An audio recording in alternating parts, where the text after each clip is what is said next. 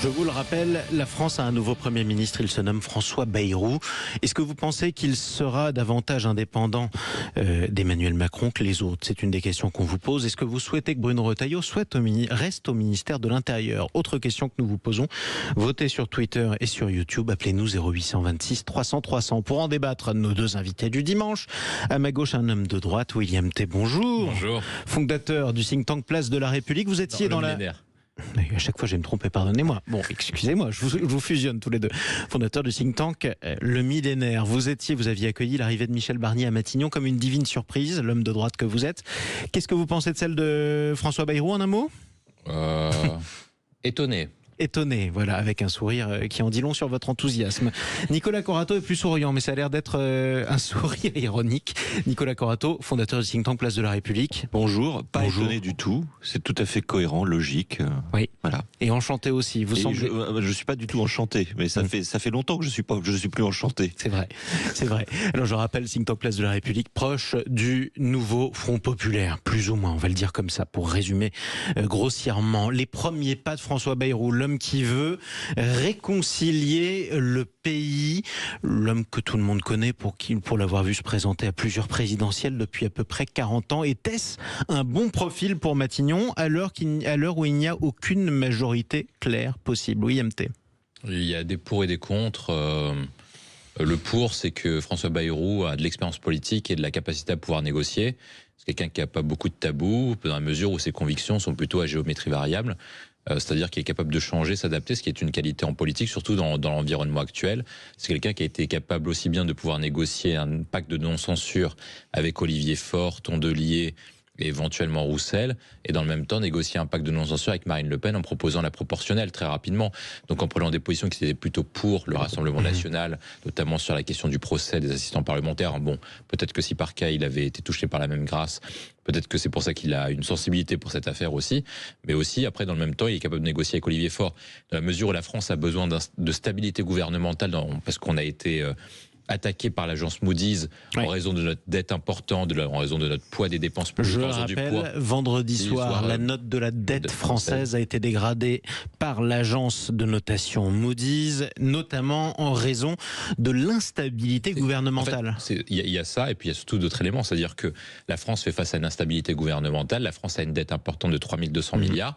La France dépend plus que ce qu'elle gagne. Elle dépense 57,8% de son PIB. Elle prélève environ 50% de sa richesse, ce qui fait que malheureusement elle a un déficit estimé entre 5 et 7% du PIB, donc entre 150 et 180 milliards d'euros, et ce sont les défis auxquels doit faire face François Bayrou. Donc par rapport à tout ça, par rapport à ces chiffres qui sont quand même alarmants, des indicateurs économiques qui sont dans le rouge, un gouvernement stable est plus capable de répondre à ces enjeux-là qu'un gouvernement qui ne peut pas durer plus de 3 mois. Alors justement, tiens, Nicolas Corato, 4 premiers ministres en un an. 4. Elisabeth Borne, Gabriel Attal, Michel Barnier, François Bayrou. 4 premiers ministres en un an et un centriste qui arrive à Matignon au moment où en plus l'État a une dette épouvantable. On est revenu à la 4e République.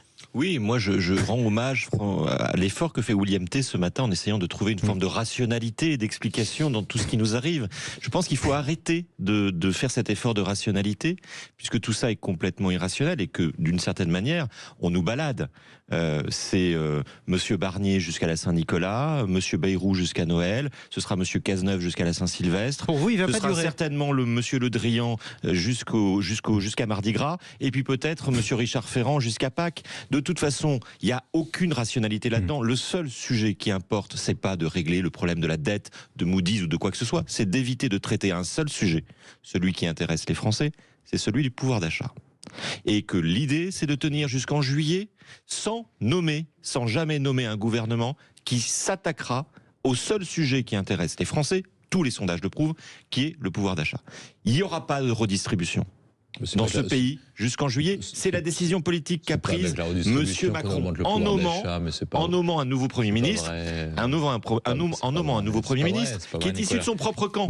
Monsieur Macron a perdu les élections européennes, Monsieur Macron a perdu les élections législatives, et Monsieur Bayrou, qui fait partie de la majorité présidentielle depuis 2017, est nommé Premier ministre. Il n'y a aucun Français qui voulait ça en allant voter aux européennes et en allant voter aux législatives. Vous en connaissez beaucoup qui voulaient Lucie Castet à Matignon? Non, mais je dis pas Lucie Castet. Arrêtez de me faire dire ce que je n'ai pas dit. Je dis simplement que ce choix-là, il faut arrêter de lui trouver une rationalité. Ça n'est pas rationnel, c'est juste un choix pour gagner du temps. Donc pour vous, et éviter à tout prix qu'un gouvernement qui traite la question du pouvoir d'achat autrement qu'en sanctionnant fiscalement les Français n'arrive au pouvoir. Donc pour vous, Nicolas Corato, François Bayrou, notamment dans tout ce que vous avez dit, si je le comprends bien, ne va pas tenir longtemps, on est d'accord? Mais pourquoi il tiendrait plus longtemps que M. Barnier?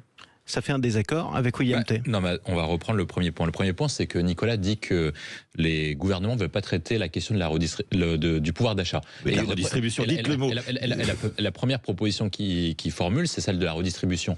La France est le pays qui redistribue le plus. La France est le pays qui dépense le plus. La France est le pays qui prélève le plus. Donc la France fait à peu près ce que vous dites depuis 40 ans et depuis l'élection de François Mitterrand, et l'évolution du pouvoir d'achat fait que lorsque vous gagnez uniquement 4 000 euros par mois, ce qui n'est pas une fortune incroyable, sauf lorsque vous êtes socialiste, vous faites partie des 10% de Français les plus riches. Lorsque vous gagnez 2 350 euros par mois, vous faites partie des 23% Français les plus riches. Donc vous allez dans mon sens, vous ne voulez pas traiter le sujet, vous considérez que ce n'est pas un sujet, le pouvoir d'achat. Non, on y arrive, c'est qu'on considère que la question du pouvoir d'achat n'est pas celle de la redistribution. La France se redistribue énormément. La preuve, c'est que les revenus les plus bas avant redistribution sont un écart de 23. Après redistribution, les écarts de salaire sont de 7. J'ai un petit peu...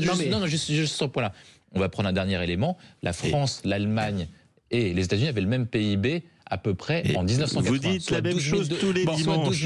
Mais vous ne voulez pas traiter le sujet. Les Américains gagnent 2 fois plus qu'un Français. Nicolas Corato, allez dire ça aux Français qui sont sur les marchés. Nicolas Corato et William T. Chacun son tour. Ça veut dire ce que vous proposez depuis 40 ans ne fonctionne pas. La preuve, c'est que la France n'a jamais autant dépensé socialement, avec 33% Nicolas de dépenses Corato sociales, et William T. on n'a jamais eu autant de pauvres en France, et des gens qui ne savaient pas manger. William T et Nicolas Corato, ceci est un débat de fond extrêmement intéressant, moi qui me passionne. Le problème, c'est qu'à cause de l'actualité politique, on est obligé de revenir sur des débats de beaucoup plus court terme, à savoir, quelle que soit la politique du Premier ministre, est-ce qu'elle va tenir, qui seront ses alliés, qui seront ses ministres, et à quelle sauce serons-nous mangés ou recrachés dans les quelques mois qui viennent. 90 jours pour Barnier, pour vous, Bayrou tiendra plus longtemps, oui ou non? Oui, Bayrou peut tenir plus longtemps. Nicolas Corato, qu'est-ce qui vous fait penser? Bayrou peut tenir plus longtemps pour une simple et bonne raison. C'est que vous avez 3 blocs à l'Assemblée nationale. Les 3 blocs sont antagonistes idéologiquement, économiquement et sur les plans régaliens. Bayrou, ce qu'il peut faire, c'est qu'il va faire des accords texte par texte. Donc soit faire passer des accords avec la non-censure du RN, soit faire passer des accords avec la non-censure du PS. Donc c'est pas forcément un mauvais candidat pour ce qu'on attend de lui. Politiquement, il peut tenir. Nicolas Corato, qu'est-ce qui vous fait penser qu'il va tomber du jour au lendemain? Ah non, mais moi je reviens sur ce que j'ai dit. Monsieur Bayrou est là pour jouer la montre. Oui. Comme son successeur et comme son prédécesseur. Non mais d'accord, mais qu'est-ce qui vous fait penser que vous pensez déjà à son successeur? Non, mais je pense déjà à son successeur. La seule chose que je dis, c'est que Monsieur Bayrou tiendra aussi longtemps qu'il ne fera rien. Et on peut lui faire confiance pour ne rien faire. Donc, tant que Monsieur Bayrou ne fera rien, il tiendra. Le problème, c'est qu'aujourd'hui, les Français, ils ont envie que ça change. Ils ont envie que ça change. Vous n'étiez pas obligé de censurer Michel Barnier, justement parce qu'il voulait faire quelque chose. J'ai rien fait. Moi, je suis pas. Vous avez soutenu sa censure. Non, mais bien sûr que j'ai soutenu sa censure. Monsieur Barnier présentait un budget que même la droite reniait. J'ai entendu Monsieur Tréhard, dans une antenne concurrente à la vôtre, nous expliquer que ce budget n'était pas de droite. Donc même la droite aurait dû voter la censure. C'est Figaro qui vous a convaincu, vous, Nicolas Corato, de censurer. Arrêtez de me parler comme si on était dans une situation rationnelle. Nous avons un président de la République qui a décidé coûte que coûte de ne pas tenir compte du résultat des élections législatives et qui va nous mener, en bateau, je sais pas, jusqu'au mois de juillet pour retrouver son pouvoir. Donc l'homme de gauche que vous êtes ne fait pas confiance à François Bayrou pour trouver confiance en François Bayrou plus qu'en monsieur Laissez-moi finir ma question. Pour trouver des accords texte par texte avec le Parti Socialiste. Mais sur quel texte? Sur quel texte? Il y aura Monsieur Bayrou. La seule chose que Monsieur Bayrou a annoncé, c'est de travailler sur la proportionnelle. Est-ce que vous croyez que la proportionnelle, c'est la priorité des citoyens français? Non, c'est la priorité. Est-ce que vous croyez que les citoyens français, quand ils se lèvent tous les matins, ils se disent il manque la proportionnelle dans ce pays? C'est une demande de votre part, la proportionnelle. Mais qu'est-ce que c'est? Mais moi, je suis contre la proportionnelle à titre. Donc, on est d'accord sur ce point. Mais est-ce que vous croyez que c'est la réponse à apporter au pays, la proportionnelle? Qu'une réforme institutionnelle, en plus une réforme institutionnelle, dans l'état où sont nos institutions aujourd'hui, qui sont incapables de porter une quelconque réforme institutionnelle. Tout ça, c'est du vent. Tout ça, c'est du vent. C'est du vent pour nous faire parler de d'autres sujets que ceux qui intéressent les Donc Français. pour Nicolas Corato, François Bayrou ne saura pas parler à la gauche. Est-ce qu'il saura parler à la droite, William T? Vous êtes de droite. Oui, on parle de Bruno Retailleau. En fait, Est-ce que sa place on va y arriver, dans ce gouvernement? On va arriver. La question essentielle pour François Bayrou, c'est est-ce que en 40 ans, et qu'il accède enfin au poste de ses rêves, le deuxième poste de ses rêves pour être précis, il aura le courage de traiter les sujets de fond. Il aura un sujet particulier, notamment sur le sujet de Bruno Retailleau. Si par cas il veut garder Bruno Retailleau et qu'il veut respecter, comme Nicolas le demande chaque semaine, et le vote des Français, il doit faire une chose qui est très claire: proposer ce qu'attendent les Français depuis des années. En tout cas, une majorité d'entre eux. Une majorité d'entre eux, ce qu'une majorité attendent, c'est-à-dire une loi pour réguler très fortement les flux migratoires et enfin reprendre le contrôle et dire qu'on a le droit de choisir qui on veut accueillir et qui on ne veut pas accueillir. Que dire que être français est une chance et que ce n'est pas un droit. Et toutes ces choses-là, je pense qu'il doit traiter avec une loi immigration qui nous permette, de maîtriser les frontières, de pouvoir expulser plus facilement et d'augmenter notre nombre de QTF, et enfin de réguler tous les droits sociaux pour faire en sorte que la France ne soit pas le paradis pour tous les migrants de la planète et ne soit le pays le plus attractif d'Europe.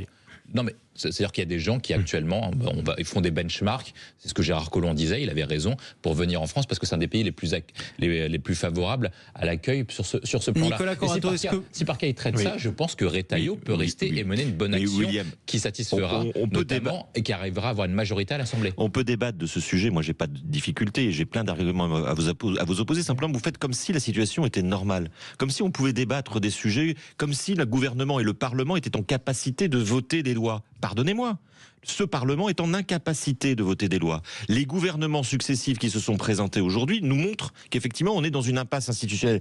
Pourquoi nous sommes dans une impasse institutionnelle? Parce que c'est le budget, parce qu'il y a des positions de principe, mais vous verrez.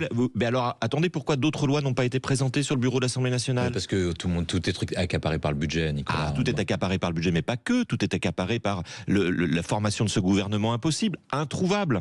Nous sommes dans une situation impossible, institutionnellement bloquée, avec un président de la République qui n'a pas encore compris, qui ne veut pas, qui ne voudra jamais rendre la main à un camp, la gauche en l'occurrence, qu'il ne veut pas avoir au pouvoir. C'est ça le sujet. C'est normal, mais c'est normal pour vous. Ça vous va pour vous. Mais c'est pas normal pour des millions de Français qui ont voté pour ce camp qui est arrivé en tête des élections législatives. De fait, nous avons un président de la République qui renie et qui nie le résultat des urnes. Eh bien, nous serons dans cette situation complètement abracadabrantesque. Et vous faites finalement. Mais vous participez de ce jeu et de ce sketch en disant c'est normal, on va voter des lois sur l'immigration, débattons des sujets. Non, ça sert à rien de débattre des sujets.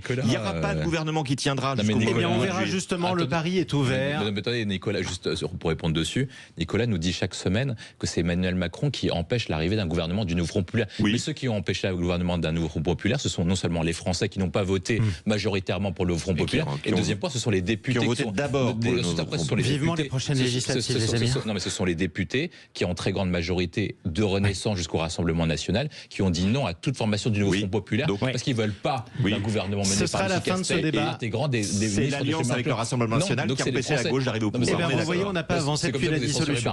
On n'a pas avancé depuis la dissolution. Quoi qu'il en soit, vous posez la question, chers amis, ce matin.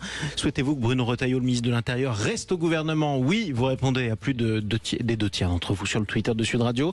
Nicolas Corato, William T, merci à vous. On vous dit à dimanche prochain. On verra si le gouvernement tient d'ici là. Nicolas Corato.